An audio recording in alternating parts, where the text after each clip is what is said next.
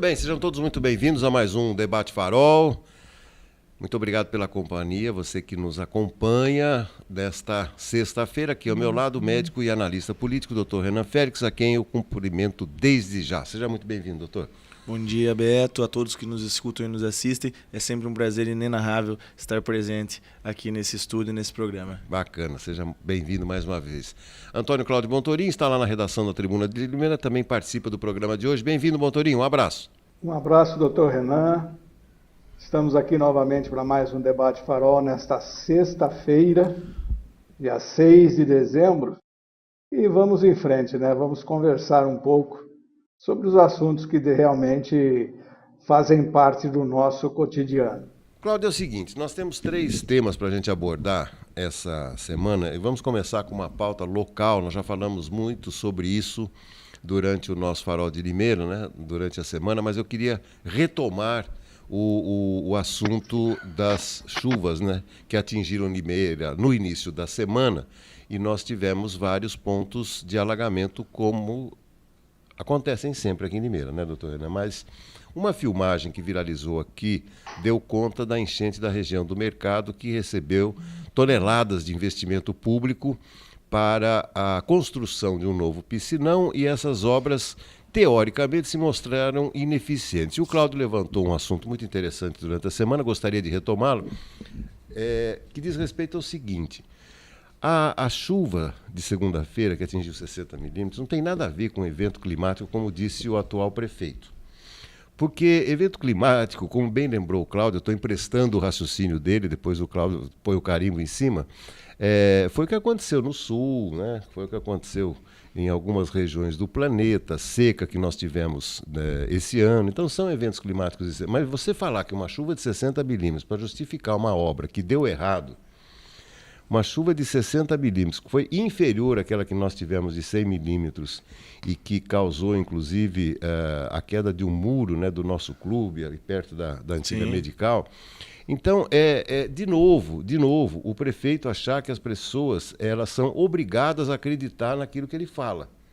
Porque não foi isso que aconteceu, certamente não foi. Não teve uma explicação técnica a não ser eventos climáticos. E eu temo, como cidadão do mundo, não cidadão de Limeira, que daqui para frente qualquer incompetência de um governante seja atribuído a um evento climático extremo. Você veja no Sul, se não me engano, o governador de Porto Alegre foi reeleito, mesmo com a lambança que ele fez com as comportas ali, aquela história toda que nós acompanhamos nas enchentes. Então, embora o doutor Renan seja Prefeito jovem... de Porto Alegre, você diz, né? De Porto Alegre. Embora seja jovem, já deve ter visto várias vezes a questão de enchentes aqui em Limeira. Bastante. E também como frequentador e como ativista e membro da Zona Rural de Limeira, também já viu muita chuva, muita água nessa vida toda. Queria um pouco do seu olhar quanto a essa obra aí do piscinão do Mercado que se mostrou ineficiente. O Cláudio levanta um assunto, uma hipótese, que faltou manutenção. Aquilo lá deve estar entupido de novo. Queria uma avaliação sua, doutor Renan. Olha, assim como vocês, eu também avaliei e me deparei com essas situações, vi uma porção de posts. Realmente, eu estava na rua dirigindo durante a chuva, na hora da chuva, né? Então eu estava saindo do ambulatório e indo para casa e realmente foi uma chuva intensa, grande, durante poucos minutos, mas não superou realmente aquela chuva que realmente desabou o muro que faz fundo ali com o nosso clube e frente com a Medical, né? Obviamente, o piscinão, com a quantidade de investimentos na região do mercado municipal, é para aguentar esse tipo de chuva. Se faz um piscinão, não é para uma chuva de 5 milímetros. É verdade. Não se constrói, não se gasta milhões de reais para uma chuva de 10, 15 milímetros. Se gasta milhões de reais para uma chuva de 100 milímetros, de 80 milímetros, de 120 milímetros. É por isso que se gasta milhões de reais. Então, qual é o objetivo do piscinão? É um escoamento para chuvas simples, né? Que, teoricamente, os bueiros conseguiriam resolver? Não, o piscinão é justamente para situações de alto volume de água em curto intervalo de tempo, né? O piscinão encheu, não escoou, né? Então, assim, foi uma obra que não teve, talvez, o planejamento adequado, né? A engenharia da construção pode ter sido bem feita ou não, ou pode ter faltado manutenção, precisa abrir um inquérito, né, uma investigação para ver o porquê que aconteceu. O inquérito não, mas eu digo, é necessário que se apure o porquê. Porque é um recurso público gigantesco, gasto com uma obra que se mostrou ineficaz numa chuva que foi 50% em milímetros do que nós tivemos, né, há alguns anos atrás. Então, eu tenho um gestor hoje que é formado em engenharia civil, constrói inúmeras obras, né, hospitais por aí afora, barracões industriais, e não teve a finese de conferir se o piscinão estava com as manutenções em ordem, as preventivas em ordens pros períodos de chuva. A gente sabia, nós ficamos 4 meses em estiagem completa. A cidade, um abandono, um mato para todo lado, né? E aí, na hora que começa a chuva, não, mas veja bem, foi 60 milímetros. Mas viu, como um bom engenheiro que é, não previu essa situação? Ou é a primeira vez que chove 60 milímetros em Limeira? Não é, né? Então, assim, e não foi uma chuva tão forte assim, não. Realmente, eu sou da zona rural, sou produtor rural, trabalho com rural até hoje, né? E a gente já viu, sim, chuvas que eram extrema relevância de alagar mesmo, né? De encharcar, perder plantas, perder culturas inteiras, né? De tanta água, né? O que não tem nada a ver com essa chuva de segunda-feira. Foi uma chuva de verão mais volumosa, é isso, não passou disso. Tá? E nós tivemos alagamentos também de grandes portes em locais onde a gente realmente tem, por exemplo, Piracicaba. Você viu gigantescos alagamentos em Piracicaba? Não, eu não vi, né? Um ponto ou outro que é rotineiro, sim, mas ninguém gastou milhões, como foi gasto em Limeira, para fazer um sistema de drenagem competente que não funcionou, né? Então a água passou por dentro do mercado municipal. Ela escoava de dentro do mercado municipal. Ou seja, quem em sua consciência vai abrir uma loja lá dentro, né, sabendo que um problema onde se foi gasto milhões para resolver ainda persiste? Ninguém, em sua consciência ninguém, né? Então é simples assim, é incompetência de gestão. Não tem outra palavra. Não precisa ser engenheiro para saber disso, entendeu? Então é incompetência de gestão. Se o trabalho não está sendo feito adequado, cobre a melhoria. Ah, não está correto, então vamos arrumar. Vamos conferir a manutenção. Época de chuva, época de estiagem. Época de estiagem que a gente precisa... O que a gente precisa ver na época de estiagem, Beto? Mananciais, rios, crise hídrica, certo? Correto? E na época de chuva? Se a manutenção de bueiro, desentupimento, tá tudo em ordem, né? Defesa civil, se ela tá capacitada, né? Sim. Porque ficou um portão jogado no meio da rua lá, que foi, nossa, os corpos de bombeiro tiraram, né? E o corpo de bombeiro lá também serviu de quê? Né? De nada, porque a água não descia. Então, assim, serviu de nada. Causou um monte de prejuízo para um monte de loja ao redor, né? Isso a prefeitura não paga, né? Mas cobrar o IPTU bonitinho, ela cobra. Então, assim, muito é dado, muito é cobrado. Então, faltou uma gestão, uma expertise, uma finese, um capricho do prefeito, né? Em se precaver do período de chuva, né? E, pelo menos, fiscalizar para ver se o dinheiro que ele gastou nesses piscinões, se pelo menos ia dar conta da chuva, né? Não fez nenhum teste.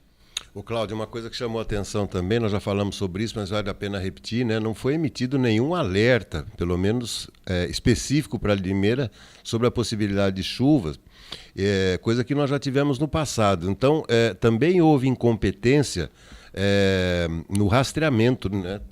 Alguém que deveria ter ficado no radar para identificar essa possibilidade, essa pessoa também se mostrou ausente, ou seja, faltou alerta, faltou uma explicação mais plausível, que por sinal foi dada 23 horas depois da chuva, apenas 23 horas depois da chuva que a prefeitura se manifestou. Então, Cláudio, só para reiterar as palavras que eu já emprestei de você, um último olhar para a gente fechar esse tema. A impressão que dá é que terminou a obra e a prefeitura não fez a devida limpeza, ou algum lugar ficou entupido. Você sabe, aconteceu um fato recente no meu prédio. A gente estava com um período de limpeza de caixa de gordura, né, que faz regularmente, e quando abrimos a caixa de gordura, ela estava limpinha, limpíssima, não tinha nada. O que nós descobrimos? Que uma última manutenção que tinha feito, a pessoa que fez a manutenção, não sei quem foi, simplesmente cerrou a tubulação que levava os resíduos para a caixa de gordura, pôs um tampão, então a caixa de gordura não estava recebendo nada. Se a gente não percebe isso, e a concessionária tivesse feito uma fiscalização, nós pagaríamos uma multa de R$124 mil por esse descuido. Então, a impressão que dá é que alguma coisa estava entupido dentro das aduelas, estava entupindo nas aduelas que passaram, que foram feitas sob o piso do Mercadão, o piso novo do Mercadão, né? Que foram aduelas de mais acho que de 50 ou 60 polegadas, uma coisa assim. Então, alguma coisa de fato aconteceu nesse sentido, Beto. O que eu vejo é isso. Você quer fazer mais uma observação? Eu queria saber onde estava o atual prefeito durante a chuva. Porque existe uma filmagem do ex-prefeito Silvio Félix, que aliás é da minha família, então obviamente quero parabenizá-lo aqui, que parou o seu carro no anel viário, né, e ajudou uma pessoa que estava dentro de um carro sendo carregado pela enchente. Ali próximo se não estou enganado, ao Covabra, se eu não estou enganado. Tá? Parou o carro dele debaixo de chuva, esperou alguém chegar, ajudou a colocar, sem holofote nenhum, viu? Sem holofote nenhum. Na verdade, eu só vi isso porque eu conheço a pessoa que foi ajudada, e ela fez um post no Instagram privado dela, agradecendo ao ex-prefeito Silvio Félix por ter parado o carro, ter ajudado ela lá, né? Então, assim, poxa, o cara some, fica na casa dele, né, bonitinho, né, tranquilo, enfim, onde quer que seja, que sequinho, né? Enquanto os limeirenses estão lá, né, embaixo da chuva. Então, assim, eu acho que o gestor, o prefeito, eu acho que tem que... Eu sei que isso é meio utópico hoje, mas tem que resgatar um pouquinho disso, sabe? Do cara que tá ali com a gente, o cara que tá perto, que passa na mesma rua que você passa, que come no mesmo lugar que você come, sabe? Eu acho que tem que ser gente como o limeirense é, né? Então, na chuva todo mundo tá voltando ao trabalho, né? Então, assim, tá vendo, tá tendo ponto de alagamento? Foi incompetente para fazer uma gestão de 8 anos que resolvesse o problema da chuva? Foi. Então vai lá para o seu carrinho e vai ajudar do jeito que você pode. Você pode pelo menos ficar ali orientando o trânsito, como eu já vi muitas vezes o Silvio Félix fazer, Pedrinho Kio fazer, faça isso, é o básico, né? Então eu acho que são demonstrações assim de coisas poucas, mas que eu acho bem curioso, bem engraçado. Ele estava muito ocupado, doutor Renan. Só uma palavrinha. À vontade. Eu acho que o senhor está acreditando em Papai Noel, viu? Não Cláudio, eu sei que é uma utopia, mas são pequenos gestos, Cláudio, que fazem bem pra gente, que vê. Assim, não interessa muito se aquele negócio aí vai ter, logicamente, vai ter, mas tá fazendo isso porque o filho ganhou pra se aparecer, não sei o que, carará. Tudo bem, mas é bom, faz bem. Esperar isso do atual... Olha, aí é Papai Noel, Coelhinho da Páscoa e um monte de coisa, viu? É verdade. Até unicórnio. Mas a Secretaria de Comunicação lá lá da Prefeitura, que continua, né, obviamente, paparicando o prefeito, soltou uma nota na hora da chuva, exatamente na hora da chuvarada, dizendo que o prefeito estava muito ocupado, ele estava recebendo uma comenda pelos relevantes serviços prestados à modalidade de jiu-jitsu aqui em Limeira, na hora da chuva, viu, doutor Renan? Já sabe onde ele estava. Estava lá no gabinete dele, sequinho, recebendo uma comenda. Segundo tema nosso, vamos falar um pouquinho da política agora, falar de economia, né? Estive recentemente com a minha esposa em Foz do Iguaçu, dei uma passadinha na Argentina, na região da Tríplice Fronteira, e eu queria trazer uma discussão, porque eu fiquei impressionado, eu frequento há muito tempo aquela região, já frequentei com muito mais frequência, né? E eu fui conhecer esse aí, é o lado argentino, né, das cataratas do Iguaçu. Esse aí eu não conhecia, porque normalmente essa aí é a Garganta do Diabo, né, a famosa Garganta do Diabo. Garganta do Diabo. Vista da Argentina. Nunca tinha ido, a Márcia insistiu, vamos lá para ver e tal. Realmente, lá no fundo, dá para ver uma casinha lá no fundo, que é exatamente onde é o restaurante no Brasil. E aí é um volume de água extraordinário. Essa é a visão da sacada que tem do hotel de cá, né? Não é nem do hotel, é da passarela. Da passarela? Você vai lá bem pertinho, né? Todo mundo fotografando e tal. Essa aí é a famosa Garganta do Diabo, que do Brasil você não vê essa cena, você só vê ela de longe. Aliás, do Brasil você só vê essa cena se for de helicóptero. Normalmente aí o helicóptero circunda por essa parte. Aí nós pegamos até um arco-íris, olha que imagem, né, interessante, os pássaros aí passando. Então essa é a Garganta do Diabo. Vamos dar um pulinho lá na Argentina. Enquanto a gente vê as cenas aí, as coisas que me chamaram a atenção. Primeiro, A Argentina está quebrada, a gente sabe que está quebrada, mas eu não sabia a dimensão. Pelo seguinte, o câmbio, o salário mínimo na Argentina está em torno de 200 mil pesos, isso equivale a R$1.000, certo? 200 mil pesos.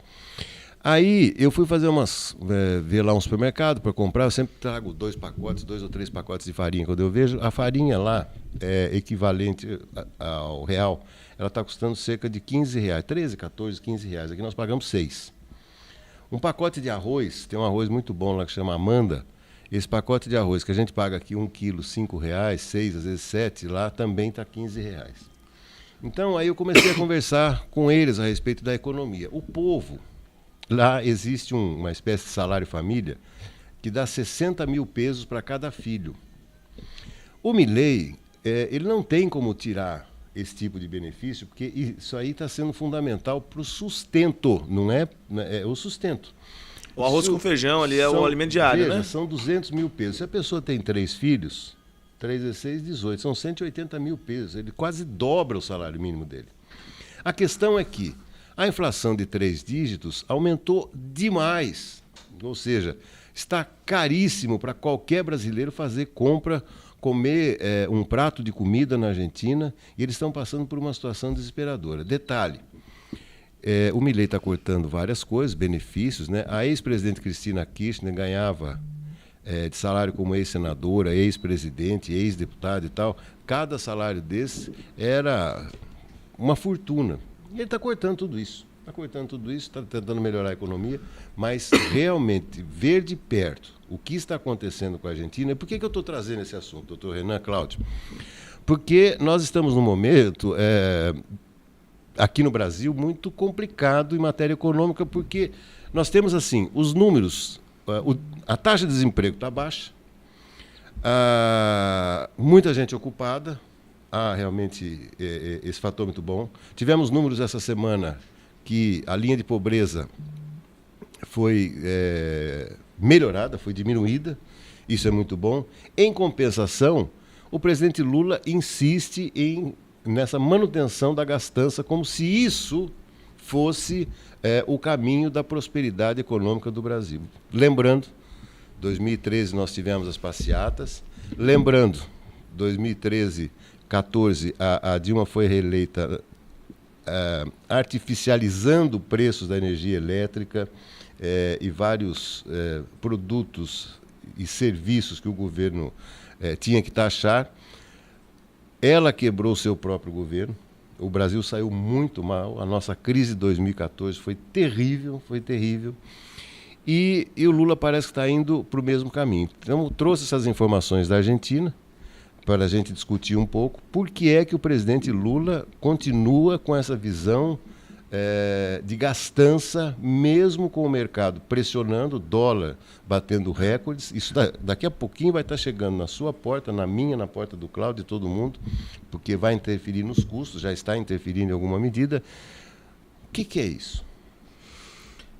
O que é isso ou o que passa na cabeça do presidente ou dos seus correligionários ali junto, né? Uhum. Na verdade, Beto, é a demonstração da velha política, né? Então, assim, a mentalidade que o atual presidente do Brasil tinha lá em 2002, 2004, 2006, onde se tinha uma entrada de dinheiro gigantesca, com pré-sal, com tudo mais, não condiz com a realidade atual do país, né? Então, na minha visão, me parece que o PT, como partido, atribui o desgoverno Dilma Rousseff e todos os males que ele causou a fatores externos não vinculados à forma de administração do próprio partido, né? Eles não assumem a sua parcela de culpa, né? Eles atribuem culpa a tudo, menos a eles mesmos. Uhum. E eles querem replicar o mesmo pensamento, o mesmo processo na atual gestão, visto que não funciona, né, em nenhum lugar do mundo, funciona essa gastança exagerada, sem controle, assumindo riscos incalculáveis, né, e levando o país para uma próxima Argentina, né, o que se sobra, o que se mede disso é a incompetência de readequação do atual governo, seja ele qual for, de direita, de esquerda. Se quando você tem um governo que se molda e se readequa à situação econômico-financeira atual, você tem uma esperança. Você tem uma mudança positiva, às vezes meio drástica, às vezes impopular, mas com resultados positivos. O balanço fica positivo. No caso do governo atual, parece que não.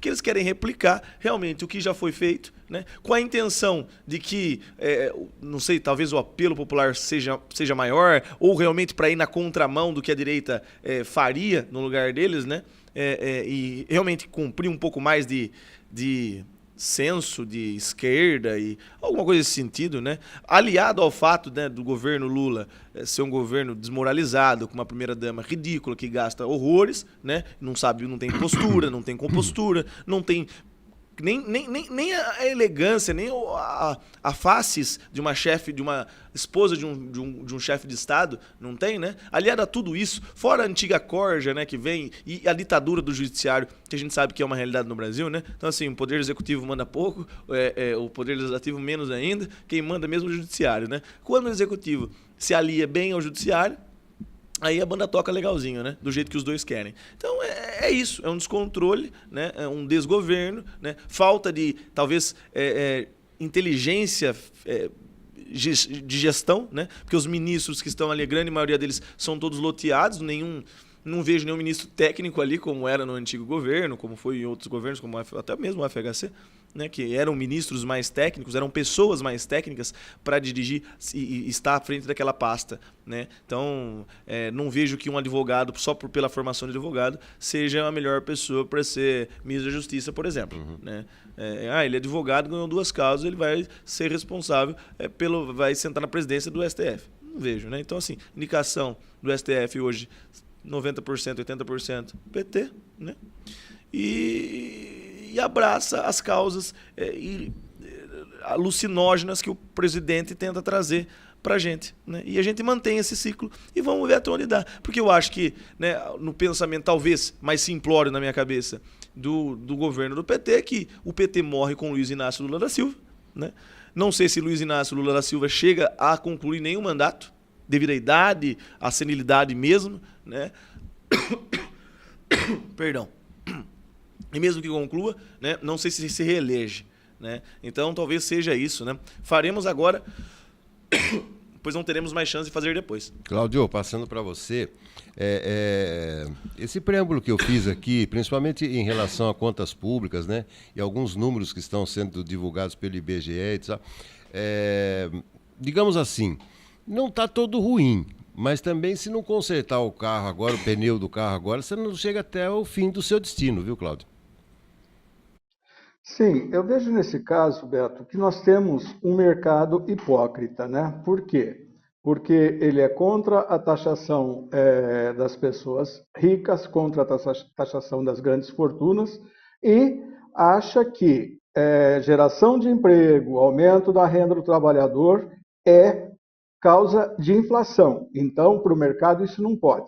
Mercado à parte, infelizmente nós temos dentro do governo hoje um núcleo político duro formado por 3 pessoas lá dentro que não conseguem e não aceitam a liderança do Fernando Haddad como ministro da Economia. Porque nós sabemos, se o Lula deixasse o Fernando Haddad trabalhar como ele quer trabalhar, como ele quer fazer com todos os cortes possíveis, nós estaríamos numa situação melhor na questão do câmbio e na questão do investimento. Só que nós temos lá um Alexandre Padilha, um Rui Pimenta, nós temos lá um Rui Costa, o Pimenta, e mais 2 ou 3 líderes lá da parte política do governo que não aceitam essa economia moderna, ou seja, não aceitam que é preciso ajustar, reajustar, apertar para depois melhorar. Os índices econômicos do Brasil, eles não estão ruins. O que está ruim é a comunicação do governo. Essa perde em todos os sentidos para todos, né? Eu não vejo essa ditadura do STF que o doutor Renan colocou, não é uma ditadura na realidade, né? É uma tentativa de resolver todos os problemas que nós enfrentamos de forma mais técnica possível. E convenhamos, né, que metade dos ministros, ou a maioria dos ministros do Lula é da direita, né? Do União Brasil, é do PSD, é do PP. Então, é muito conveniente falar só presidente. Eu acho que o problema do presidente hoje é justamente esse núcleo político que tem lá dentro, e que quando o Haddad foi fazer o anúncio dos cortes, estavam todos eles do lado dele, ou seja, pressionando para ele não falar o que eles não queriam que ele falasse. E juntar numa medida de contenção de gastos e de ajuste fiscal uma proposta de isenção do imposto de renda, que é uma proposta correta, porque hoje quem paga imposto de renda é os mais pobres, são os mais pobres, né? Quem paga imposto de renda é o assalariado, mas não deveria se juntar isso nesse anúncio só por uma questão de enfeite político, ou seja, de juntar todas as questões políticas numa só. Uma coisa é uma coisa, outra coisa é outra coisa, como diria aquele filósofo do comentário esportivo, né? Então, eu vejo que há um presidente da República que não aceita as determinações de um ministro da Economia, e ele vai ter problemas muito sérios ano que vem, quando o Galípolo assumir o Banco Central, porque o Galípolo não vai ceder às suas vontades em relação ao Banco Central. Com certeza, o Galípolo é um técnico, é um funcionário de carreira do Banco Central, ele vai ter muito problemas com o Galípolo se ele não melhorar essa postura dele em relação à economia nacional.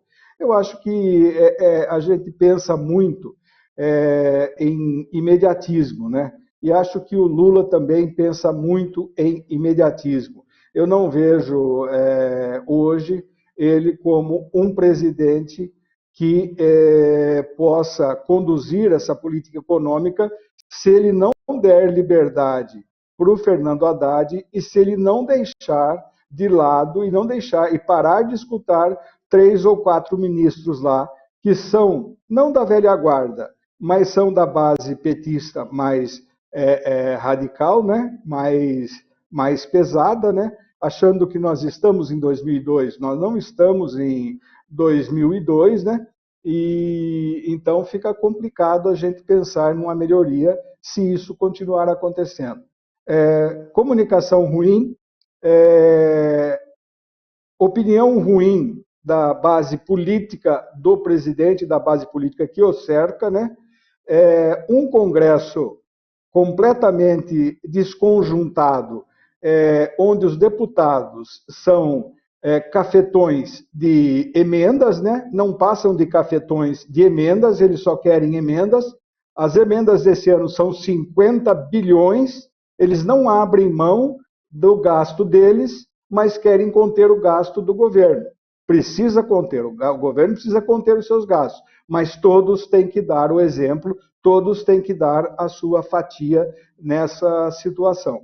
Então, eu vejo dessa forma, não há como se conduzir uma questão econômica colocando uma questão política no meio. Quanto ao mercado, ele não vai mudar. Ele é aqui assim, ele é assim nos Estados Unidos, ele é assim na Europa, ele é assim em todo mundo. O mercado só pensa em uma coisa, ele não pensa em produção, ele só pensa em dinheiro. A questão do mercado é investimento financeiro, é dinheiro rendendo e nada mais. E o dinheiro rende para quem tem muito dinheiro para investir. Então essa é a situação. Ou ele deixa de lado a sua base política, né? Ou ele entra de vez de cabeça nas propostas da sua assessoria econômica, que são propostas realmente para contenção. E não misturar estação em anunciar corte de gasto de um lado e ampliar despesas do outro, né? Então, é isso que eu tenho a dizer. Tá bom, não vai dar tempo, infelizmente, para a gente desenvolver o último tema. Então, uma perguntinha, 1 minuto e meio, 2 minutos para cada um. Não vou contextualizar, porque todo mundo está sabendo o que acontece na segurança pública de São Paulo. Então, eu vou fazer uma pergunta mais objetiva para ambos, né? O governador Tarcísio acerta em manter o Guilherme Derrite, atual secretário de Segurança de São Paulo, diante dessas cenas lamentáveis que nós acompanhamos na Polícia Militar? Eu acho que a decisão de manter ou não na frente da pasta hoje é mais uma questão estratégica, tá? Do que de alinhamento de pensamento, na minha concepção, Beto. Então, eu acho que o governador Tarcísio está pensando de maneira estratégica para que não se prejudique ainda mais a segurança pública e que também porque quando se fala em segurança pública, se entende que a polícia militar ela precisa estar alinhada não feliz, mas de acordo com o chefe da pasta. Né? Se você coloca uma pessoa não quista pela polícia militar, você cria um caos na cidade e em toda a organização. Então, eu acho que de maneira estratégica, o governador Tarcísio ele está pondo panos quentes, né, até decidir o próximo passo. Esse é o meu pensamento. Tá, ganhando tempo. Ganhando tempo. Cláudio, só para a gente encerrar, 1 minutinho e meio. Então, Beto, nós já conversamos sobre isso ontem, né? Eu falei as características profissionais do Derrite. Ele foi afastado da rota, né, por ter muitos crimes nas costas, né?